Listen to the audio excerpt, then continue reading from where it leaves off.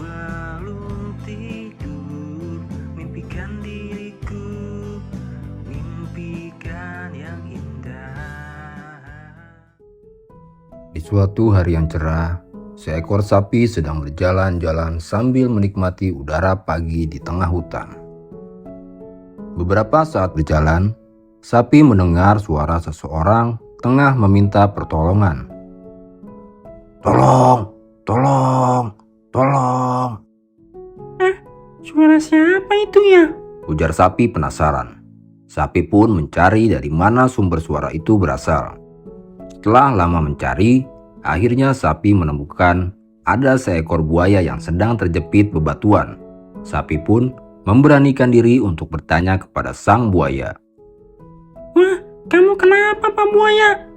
"Aduh, sakit. Kakiku terjepit bebatuan nih. Aku tidak bisa melepaskannya. Tolong aku, sapi." Waduh, kasihan sekali kamu. Baiklah, aku akan membantumu. Tunggu sebentar ya. Sapi yang baik hati pun mencoba melepaskan batu-batu yang menjepit kaki buaya tersebut.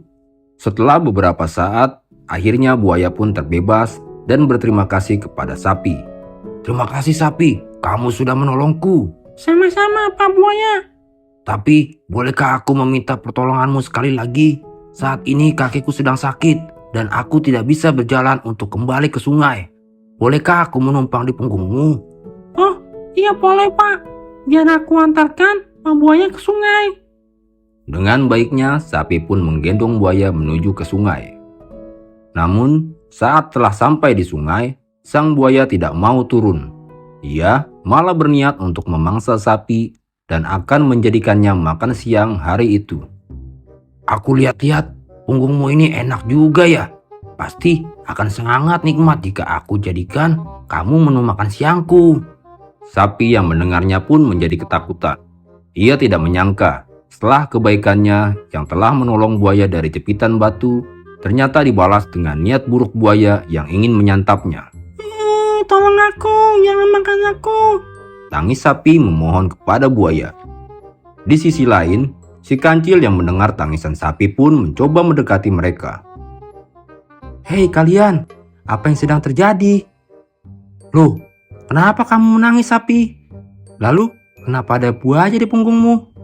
Baru saja aku menolong Pak Buaya yang terjepit batu. Lalu aku juga menggendongnya sampai sini. Tapi Pak Buaya malah akan memangsaku. Tolong aku kancil. Kancil yang mendengar cerita sapi pun berpikir sejenak. Ia mencoba untuk mencari cara agar sapi dapat terbebas dari cengkraman buaya yang tidak tahu terima kasih itu. Setelah aku pikir-pikir, sepertinya mustahil. Masa iya ada seekor buaya yang gagah terjebak di bebatuan? Menurutku, Pak Buaya memang sengaja memancingmu dan akan menjadikanmu makanannya. Buaya yang merasa tidak seperti itu pun mencoba membela diri. "Hei kancil, memang seperti itu ceritanya. Awalnya aku memang tidak berniat memangsa sapi ini. Tapi setelah sampai sini, aku jadi berubah pikiran."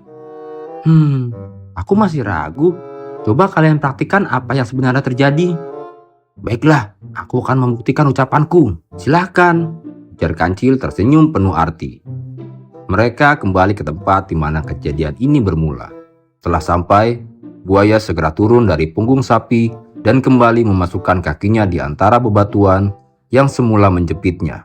"Hei kancil, lihat ini. Aku memang tidak bisa keluar dari bebatuan ini. Ini terlalu berat untukku," ujar buaya sambil meringis kesakitan. "Oh, seperti itu. Ya. Sekarang aku sudah percaya. Ya sudah, ayo sapi, kita pergi dari sini." Loh, lalu bagaimana dengan aku? Apa kalian tidak mau menolongku? Bantulah aku. Aku terjepit, tolong aku. Iya kancil, apa kita tidak menolongnya dulu? Sudah, biarkan saja. Dia tidak tahu berterima kasih. Buat apa kamu tolong dia?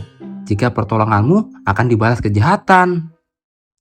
Setelah itu kancil dan sapi pun berlalu dan pergi meninggalkan buaya sendirian, menahan sakit, dan tak ada lagi hewan yang akan menolongnya.